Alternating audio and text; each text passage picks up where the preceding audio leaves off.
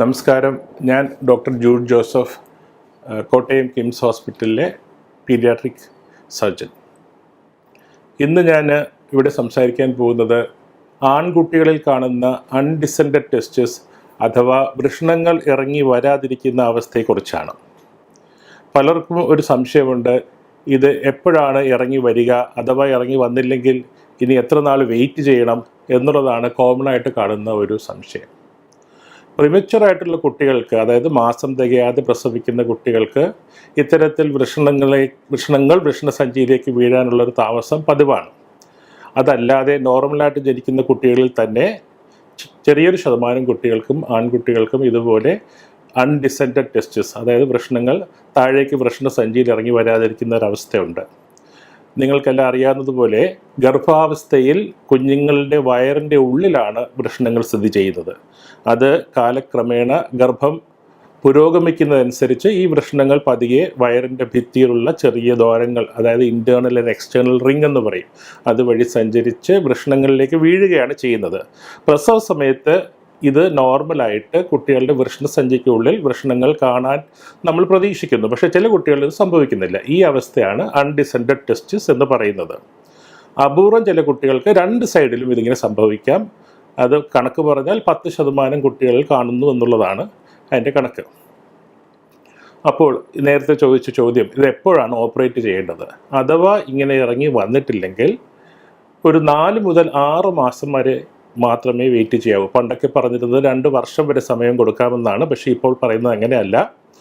ഈ ഇറങ്ങി വരാതിരിക്കുന്ന വൃഷണങ്ങളിൽ ചില വ്യത്യാസങ്ങൾ, ഹിസ്റ്റോളജിക്കൽ, അതിൻ്റെ ഘടനയിൽ ചില വ്യത്യാസങ്ങൾ കണ്ടുവരുന്നു. അപ്പോൾ നമ്മൾ കൂടുതൽ വെയിറ്റ് ചെയ്താൽ ആ വൃഷണം നഷ്ടപ്പെടാനുള്ള സാധ്യത ഉണ്ട്. അതുകൊണ്ട് 4 മുതൽ 6 മാസം വരെ വെയിറ്റ് ചെയ്തിട്ടും അത് ഇറങ്ങി വരുന്നില്ല എങ്കിൽ തീർച്ചയായിട്ടും അത് സർജറി ചെയ്ത് ഉറപ്പിക്കുക തന്നെ, താഴെ കൊണ്ടുവന്ന് വൃഷണസഞ്ചിക്കുള്ളിൽ ഉറപ്പിക്കുക തന്നെ വേണം. അതിനെ ഓർക്കിഡോപെക്സി എന്നാണ് പറയുന്നത്.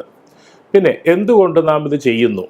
എന്തിന് ഓപ്പറേഷൻ ചെയ്ത് വൃഷണസഞ്ചിക്കുള്ളിൽ തന്നെ വൃഷണങ്ങൾ കൊണ്ട് വയ്ക്കണം എന്നുള്ളതിൻ്റെ പ്രാധാന്യത്തെക്കുറിച്ച് പറയാം.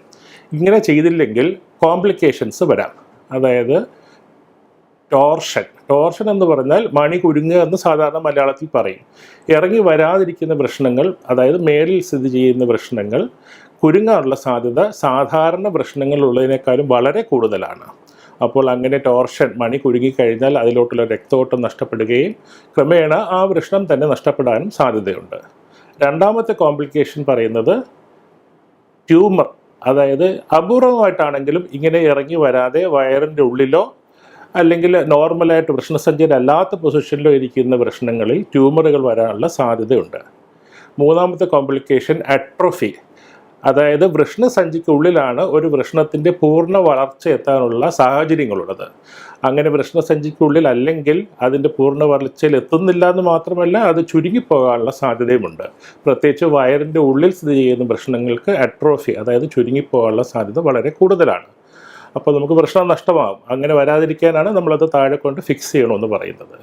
പിന്നെ ട്രോമ, അതായത് നമ്മുടെ വൃഷണസഞ്ചിക്കുള്ളിലിരിക്കുന്ന വൃഷണങ്ങൾ വളരെ സുരക്ഷിതമായൊരു സ്ഥാനത്താണ് പ്രകൃതിയാൽ തന്നെ ഉണ്ടാക്കിയിരിക്കുന്നത്. അപ്പോൾ അങ്ങനെ അല്ലാത്ത പൊസിഷനിലിരിക്കുന്ന വൃഷണങ്ങൾക്ക് വയറിൻ്റെ ഭിത്തി ലോവർ പാർട്ടിൽ, അതായത് താഴത്തെ ഭാഗത്താണെങ്കിൽ ട്രോമ, അതായത് ക്ഷതമേൽക്കാനുള്ള സാധ്യത കൂടുതലാണ്.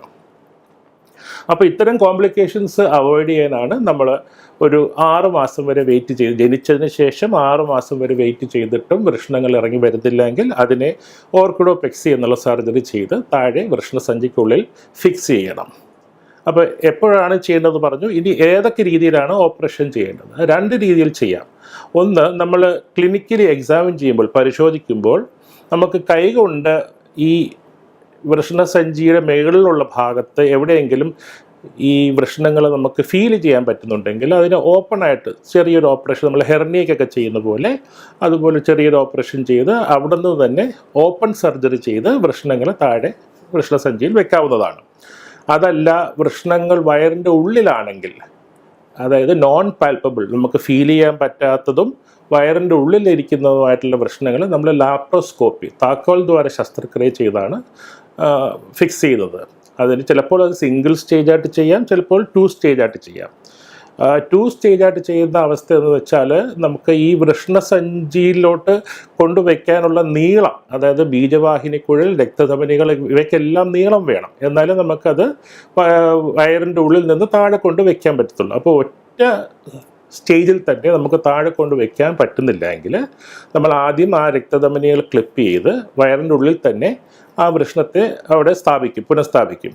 പിന്നീട് ഒരു സെക്കൻഡ് സ്റ്റേജ്, അത് 6 മാസം കഴിഞ്ഞിട്ട് ആ വൃഷ്ണത്തിൻ്റെ വളർച്ചയും അതിൻ്റെ രക്തഓട്ടമൊക്കെ തീരുമാനിച്ചിട്ട് സെക്കൻഡ് സ്റ്റേജായിട്ടാണ് താഴെ വൃഷ്ണസഞ്ചിയിൽ കൊണ്ട് വെക്കുക. യൂഷ്വലി ഇതെല്ലാം ഒരു ഡേ കെയർ പ്രൊസീജിയറായിട്ട് ചെയ്യാം, അല്ലെങ്കിൽ കൂടിപ്പോയാൽ 2 ദിവസം ആശുപത്രിയിൽ കിടക്കുന്ന ഒരു ബുദ്ധിമുട്ടേ ഉള്ളൂ.